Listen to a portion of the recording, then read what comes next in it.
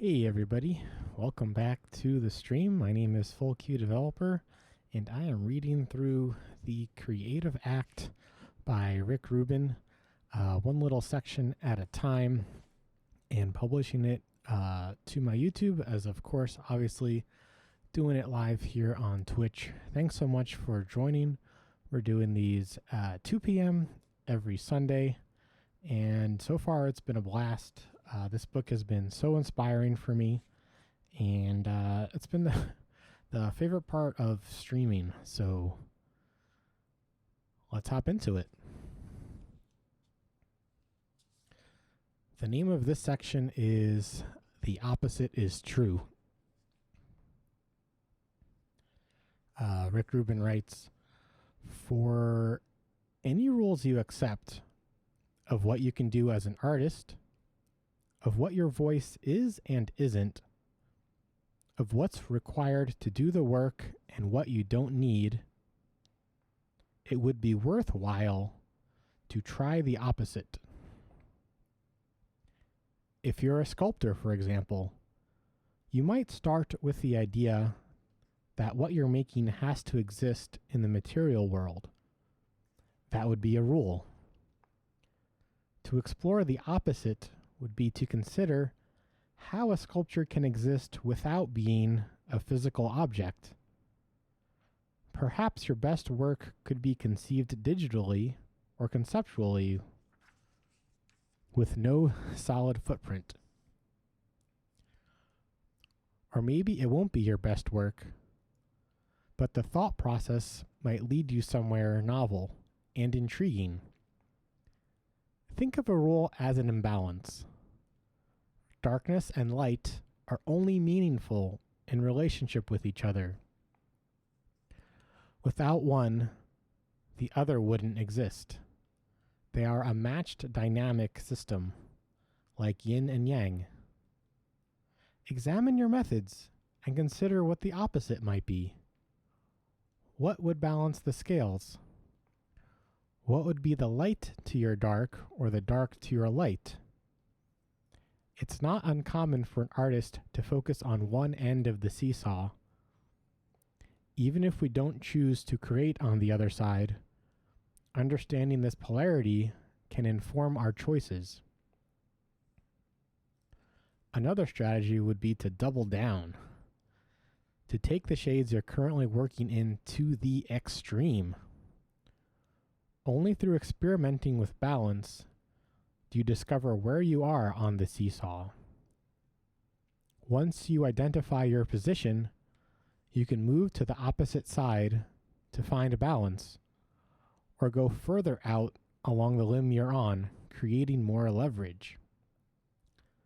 For every rule followed, examine the possibility that the opposite might be interesting in a similar way.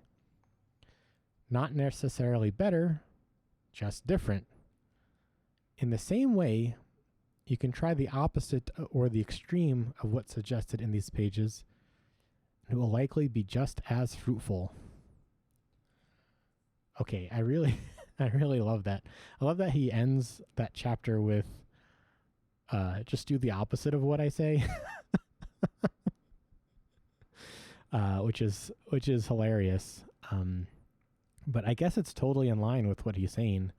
I mean, I guess the point of this section is exploring balance. He says light to dark and dark to light, for example. And so if he's saying if this book is your darkness or if this book is your light, well then try the opposite. When I've been thinking about balance recently, as far as like negotiation in a partnered relationship, I think more about counterpoint than necessarily opposites.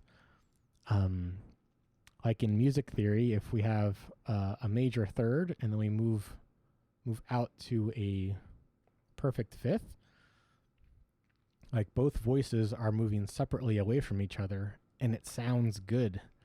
It's not two voices running around in chaos, the treble voice getting 50% of the spotlight and the bass voice getting 50% of the spotlight, it's they're both saying, well, if you stand there, then I'll stand here and it'll sound really good.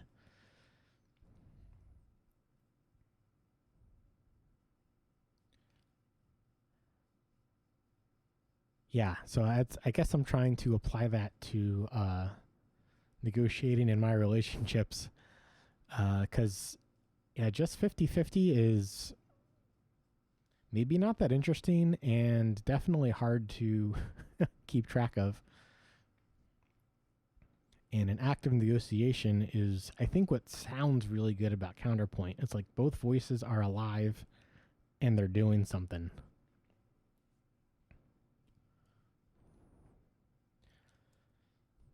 Let's see, what else? The opposite that I'm trying right now is I believe that Twitch streams need to be really long, like 3 to 6 hours, and I've definitely watched a few 24-hour streams.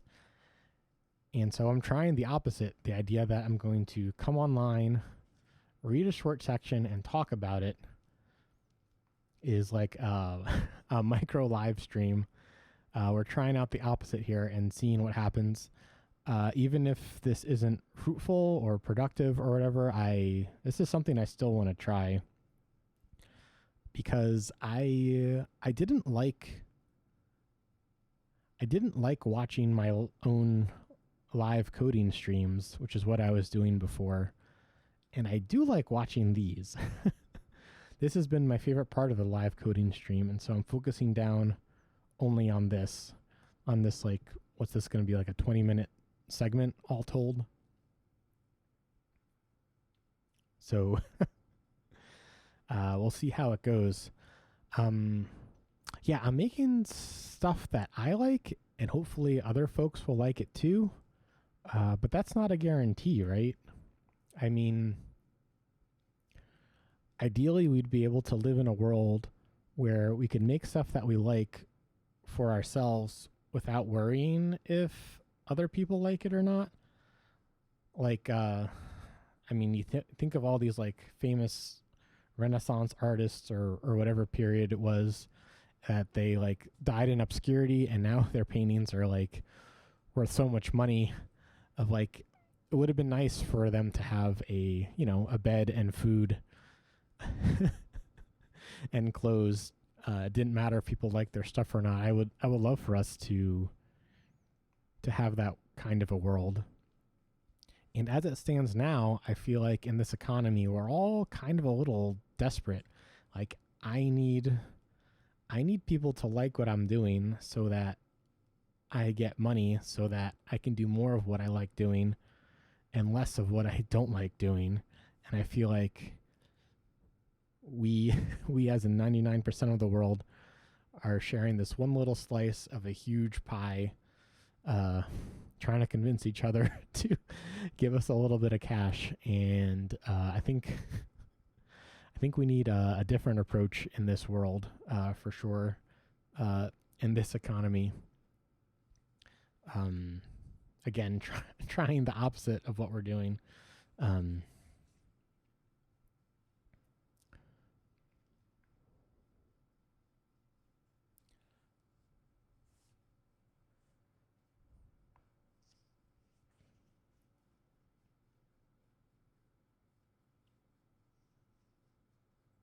So let's read the beginning part again. For any rules you accept of what you can and cannot do as an artist, of what your voice is and isn't, of what's required to do the work and what you don't need, it will be worthwhile to try the opposite.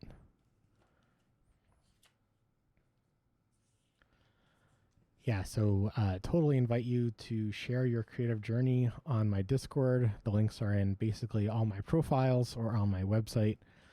Trying to build a community of creative folks who can support each other, and we'll make a lot of cool stuff together. That's it for today. I'll see you next week at 2 p.m.